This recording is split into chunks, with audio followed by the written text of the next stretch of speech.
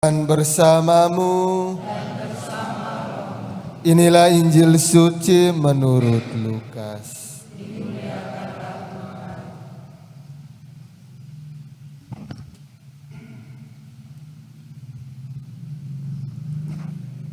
Di zaman Herodes Raja Yudea, hiduplah seorang imam bernama Sakaria dari kalangan Imam Abia.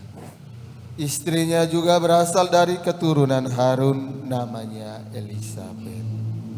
Keduanya hidup benar di hadapan Allah dan hidup menurut segala perintah serta ketetapan dengan tidak bercacat.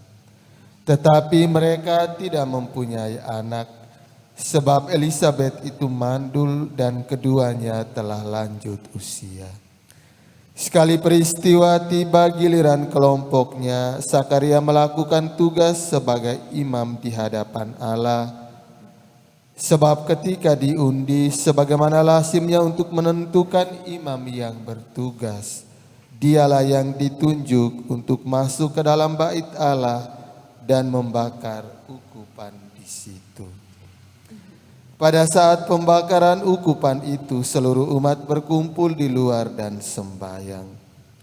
Maka tampaklah kepada Sakaria seorang malaikat Tuhan berdiri di sebelah kanan mezbah pembakaran ukup. Melihat kejadian itu, Sakaria terkejut dan menjadi takut.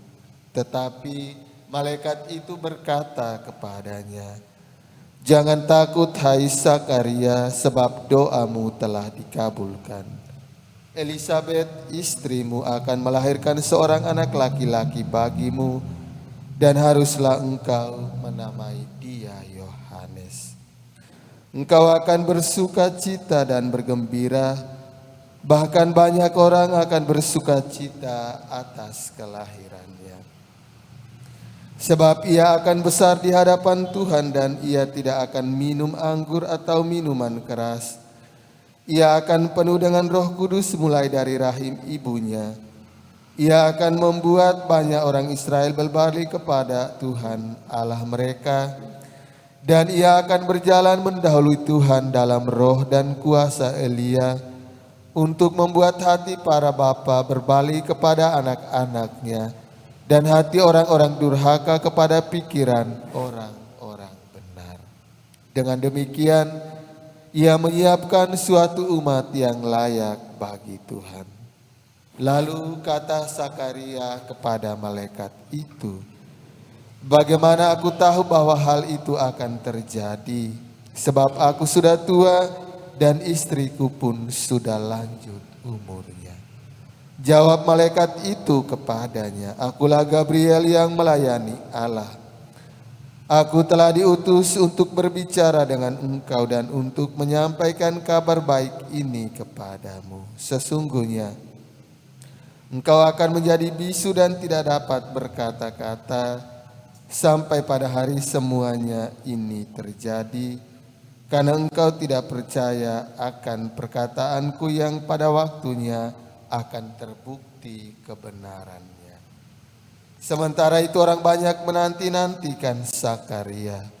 Mereka heran bahwa ia begitu lama berada dalam bait suci. Ketika ia keluar dan tidak dapat berkata-kata kepada mereka, mengertilah mereka bahwa ia telah melihat suatu penglihatan di dalam bait suci. Lalu Sakaria memberi isyarat kepada mereka sebab ia tetap bisu. Ketika selesai masa tugasnya, ia pulang ke rumah. Tak lama kemudian mengandunglah Elisabet istrinya, dan selama 5 bulan ia tidak menampakkan diri. Katanya, "Inilah suatu perbuatan Tuhan bagiku. Sekarang ia berkenan menghapuskan aibku di depan orang." Demikianlah sabda Tuhan.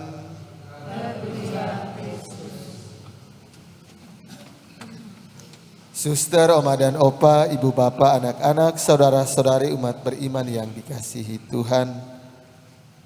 Bacaan pertama menampilkan kepada kita Manoa dan istrinya yang mandul, tetapi mereka terus-menerus berdoa kepada Tuhan Dan akhirnya Tuhan mendengarkan doa mereka dan mengabulkannya. Maka malaikat Tuhan diutus menyampaikan hal itu kepada Manoah dan istrinya, dan mereka langsung percaya. Tetapi berbeda dengan apa yang terjadi dalam Injil tadi. Zakaria dan Elisabet, Zakaria tidak begitu percaya, tidak langsung percaya kepada apa yang dikatakan malaikat kepadanya. Maka Zakaria menjadi bisu, tidak dapat berbicara, dan sampai pada saat di mana Allah membuktikan janjinya kepada Zakaria dan Elisabet, dan kemudian Zakaria kembali berbicara dengan normal seperti biasanya. Maka kisah Manoah dan istrinya, Zakaria dan Elisabet, mengingatkan kita bahwa Tuhan mampu mengubah segala sesuatu.